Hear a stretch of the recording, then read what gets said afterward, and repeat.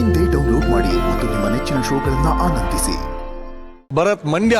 So Mandya ಅಂತ ಜೊತೆಗೆ ಹೆಸರಲ್ಲೇ ಇದೆ. ಸೊ ಮಂಡ್ಯದ ಜನ ಎಷ್ಟು ಖುಷಿ ಪಡ್ತಾ ಇದ್ದಾರೆ, ತುಂಬ ಖುಷಿ ಪಡ್ತಾ ಇದ್ದಾರೆ ಅಣ್ಣ. ಅಂದರೆ ಅವ್ರ ಖುಷಿಗೆ ನನಗೆ ಓದ್ ಕಡೆ ಎಲ್ಲ ಸುಮ್ಮನೆ ತಪ್ಕೊಳ್ತಾರೆ, ಫೋಟೋ ತೊಗೊಳ್ತಾರೆ.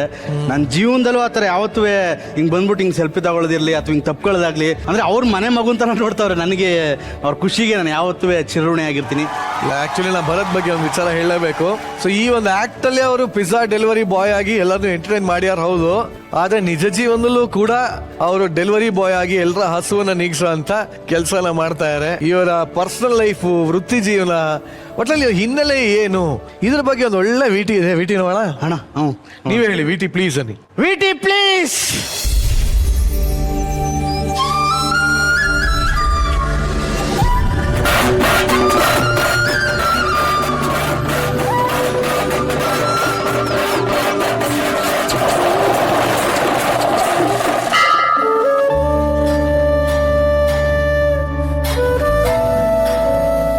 ಎಲ್ರಿಗೂ ನಮಸ್ಕಾರ. ನನ್ನ ಹೆಸರು ಭರತ್ ಕುಮಾರು. ಬೆಳೆದಿದ್ದೂರು ಮಂಡ್ಯದ ಹತ್ರ ಕಡಿಲುವಾಗಿರುವಂಥ ಒಂದು ಗ್ರಾಮ.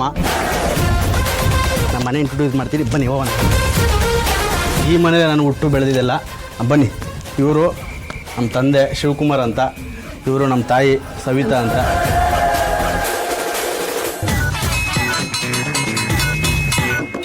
ಇದು ನಮ್ಮೂರು ಸ್ಕೂಲು, ಸರ್ಕಾರಿ ಹಿರಿಯ ಪ್ರಾಥಮಿಕ ಶಾಲೆ. ಮೆಮೊರೇಬಲ್, ಮರೆಯೋಕ್ಕಾಗಲ್ಲ ಈ ಸ್ಥಳನ. ನಮ್ಮ ಕ್ಲಾಸ್ ರೂಮು ತೋರಿಸ್ತೀನಿ, ಎಲ್ಲಿ ಕೂತ್ಕೊಂಡು ಬರೀತಿದೆ, ಎಲ್ಲಿ ಕೂತ್ಕೊಂಡು ಹೇಳ್ತಿದ್ದೀನಿ, ಎಲ್ಲ ತೋರಿಸ್ತೀನಿ. ಬನ್ನಿ ಹೋಗೋಣ.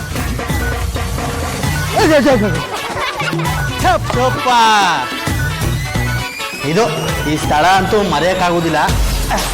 ಇದೇ ಜಾಗದಲ್ಲಿ ಕೂತ್ಕೊಂಡು ಓದ್ಕೊಂಡು ಸುಮ್ಮನೆ ಗೀಚೋದು. ಅಕಸ್ಮಾತ್ ನಮಗೆ ಫಸ್ಟು ಡೆಸ್ಕು ಕೂತ್ಕೊಳ್ಳೋದಕ್ಕಿಂತ ಹಿಂದ್ಗಡೆ ಕೂತ್ಕೊಳ್ಳೋದೇ ಜಾಸ್ತಿ. ಏನಕ್ಕಂದರೆ ಯಾವಾಗಾರ ಹೋಮ್ವರ್ಕ್ ಏನಾರು ಬರ್ದಿದೆ, ಯಾರೋ ಕೊಡ್ರಪ್ಪ ಅಂದರೆ ಫಸ್ಟ್ ನಾವೇ ಕೊಡಬೇಕಾಗಿರೋದು. ತಗೊಳಾಕಬಿಡ್ತೀವಿ ಅಂದ್ಬಿಟ್ಟು ಲಾಸ್ಟಿಗೆ ಕೊಡೋದು.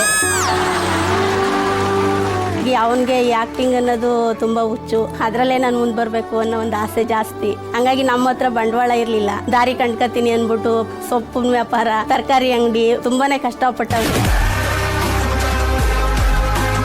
ಬೇಕು ಮಂಡ್ಯ ಹತ್ರ ಬಂದ್ಬಿಟ್ಟು ಕಡಿಲುವಾಗಿ ಬಂದ್ಬಿಟ್ರೆ ಕಬ್ನಾಲಿಂದ ಹಿಡಿದು ಬೆಲ್ಲ, ಆರ್ಗಾನಿಕ್ ಬೆಲ್ಲ, ಕಪ್ಪೆಲ್ಲ, ಕೆಂಪೆಲ್ಲ ಎಲ್ಲನೂ ಸಿಗ್ತದೆ.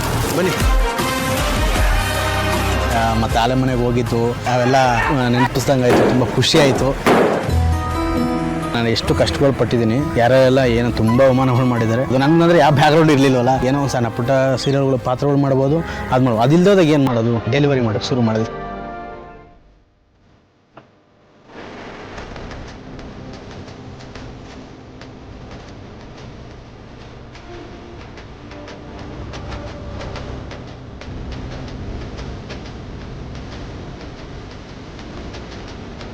ಮಾಮೂಲಿ ಊಟದ ಬಾಕ್ಸು ಬ್ಯಾಗ್ ಹಾಕೊಂಡು ಡೆಲಿವರಿ ಮಾಡೋಕ್ಕೆ ಶುರು ಮಾಡೋದು.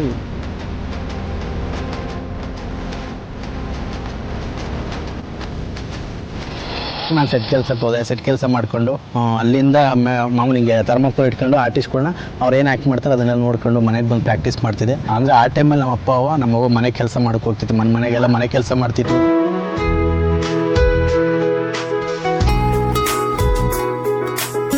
ಆಮೇಲೆ ನಮ್ಮ ಅಪ್ಪ ಟೈಲರಿಂಗ್ ಕೆಲಸ ಮಾಡೋದು, ಬಟ್ಟೆ ವ್ಯಾಪಾರಕ್ಕೆ ಹೋಗೋದು, ಬೇರೆ ಒಂದು ಅಂಗಡಿ ಮುಂದೆ ಬಟ್ಟೆ ಹೊಲ್ಕೊಂಡು ಕೂತ್ಕೊಳ್ಳೋದು.